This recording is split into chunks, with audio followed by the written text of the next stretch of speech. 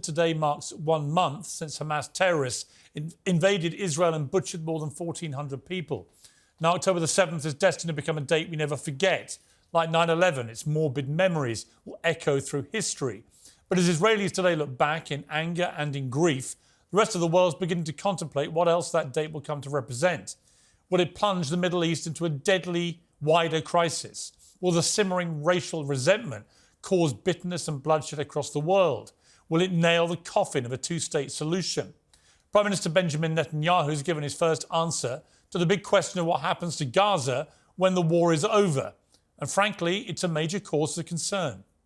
Israel will, for an indefinite period, will have the overall security responsibility. This means Netanyahu plans to effectively occupy Gaza completely for an indefinite period, long after the bombing and bloodshed is done. That, to me, is a massive error of judgment. Hamas says more than 10,000 Palestinians are already dead since October the 7th. That's 10,000 grieving families who will blame Israel and Netanyahu for destroying their lives. And as the bombing intensifies, their fury and malice will surely spread. There will be no safe or fair way for the Palestinian people to live under an Israeli heel. No path to peace. Netanyahu must surely know this. Last night I asked the Israeli President, Isaac Herzog, if Netanyahu himself is now a barrier to peace. He gave a diplomatic answer that was, I would say, far from a ringing endorsement. The day after the war will come where all these issues will be discussed. We are a vibrant democracy. We don't shy away from anything. But right now, we're all united. We're all united in one goal. We must return the hostages back. We must overcome and prevail against our enemies. And we must bring peace and security to our borders and our peoples. This is my only aim at this point. And I get it. Israel's focused on wiping out Hamas after what they did to their people on October the 7th. But what happens next will change the course of history. Palestinians need new leaders who accept a Jewish state. Israel needs a new leader who recognises that Palestinians too deserve a state and the same human rights as Israelis. Netanyahu has honestly divided to rule. He propped up Hamas to split the Palestinians with now catastrophic consequences. Now he's making incendiary calls for more lengthy occupation when tensions couldn't be higher. I don't know, frankly, who should control Gaza when Hamas, or if Hamas, is wiped out. But I do know it can't be Benjamin Netanyahu. Well, my first guest tonight was a guest of Prime Minister Netanyahu in Israel earlier this year, when he was feted as the most prominent Iranian to visit Israel in history. The exiled Crown Prince of Iran, Reza Pahlavi, joins me now from Washington, D.C. Great to see you, Crown Prince. I really appreciate you joining the programme. I've interviewed you several times over the years Piers. In different circumstances, so it's great to have you on Uncensored for the first time. First of all, your reaction... Well, it's good. I'm sorry. Sorry, good to talk to you again, Piers, after about 12 years, I think, last time we spoke. So, it is, when I was at CNN. It is, it's good to see you. Let me ask you, first of all, your reaction. We're a month in now to the Israel-Hamas war. What is your reaction to what has been going on? Piers, I think that the world cannot ignore the elephant in the room, and that is since the rise of radical Islam as a result of the Iranian Revolution that took my country hostage to begin with and has since fomented this kind of antagonism, regional instability, warmongering, supporting terrorist groups, and what have you. We should not really be surprised that at the tail end we are faced with this kind of rises in tension, and I think it's telling that we have to cure the disease ultimately, and until we don't put an end at the ideology itself, I don't think we can really be hopeful to have a legitimate peace in the region for the best interest of the people living there, and of course beyond our region, how it impacts the rest of the world. Yesterday, I interviewed the President of Israel, Isaac Herzog. I know you met him as well as Prime Minister Netanyahu on your historic visit to Israel. And he said this about Iran. There's an empire of evil from Tehran emanating with a whole culture of hate to eradicate all of us. Would you agree with that?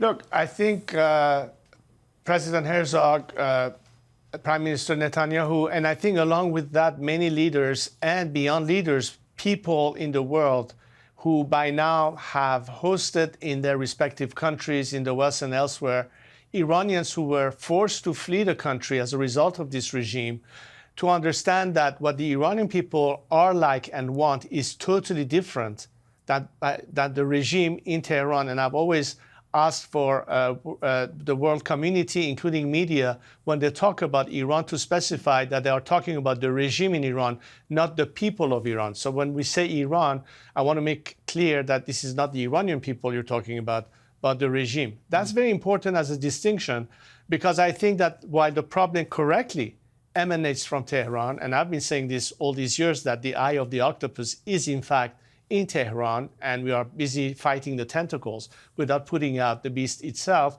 Of course, in that statement, I think he's correct. The question, however, is how can this change come about? And there's a lot to discuss about this matter. Well, there is, and of course, central to this right now is the war against Hamas, a terror group who've been in charge of Gaza for 17 years or so, really ran a repressive regime of their own against their own people, continue to treat Palestinian civilians as just some kind of military capital that can be expended on a whim, it seems.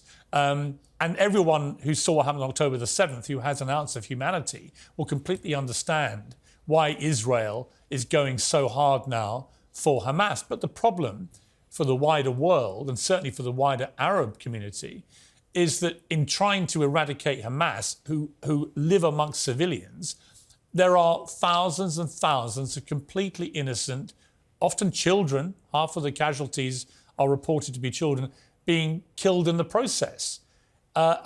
Is there a moral equivalence here? Is there a line that Israel shouldn't cross?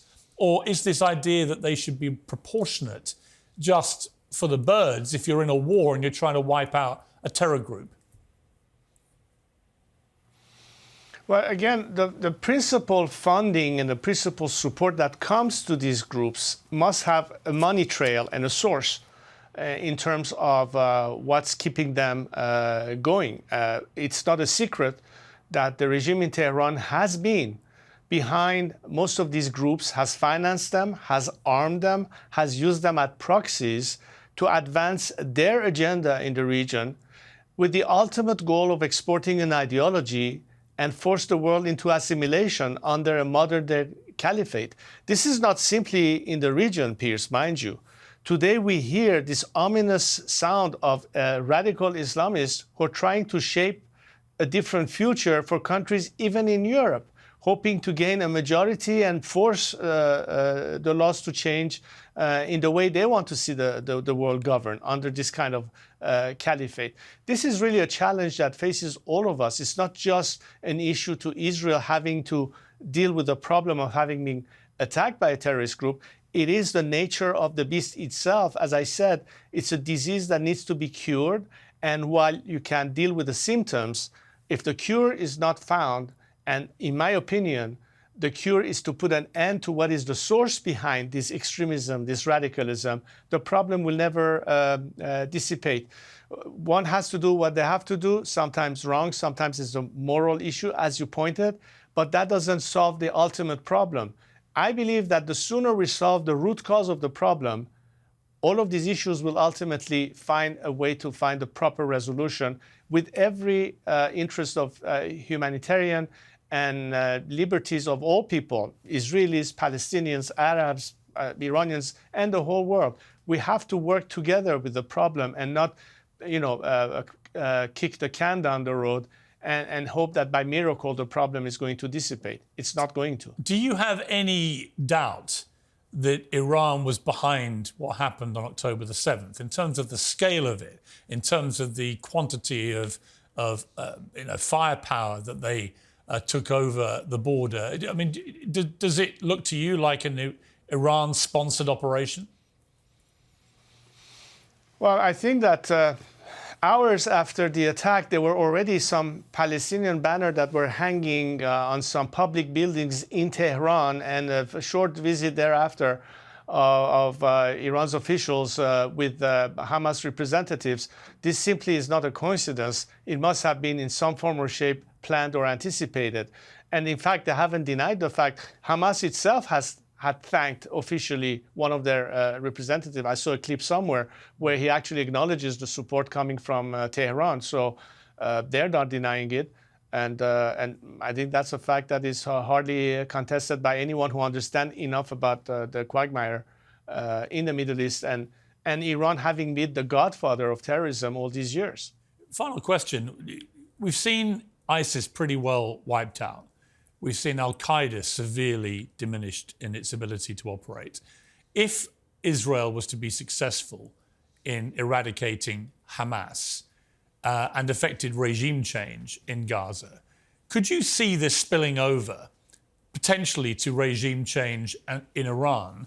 And if it did, would you be keen to go back there and assume the power that was removed from you in 1979?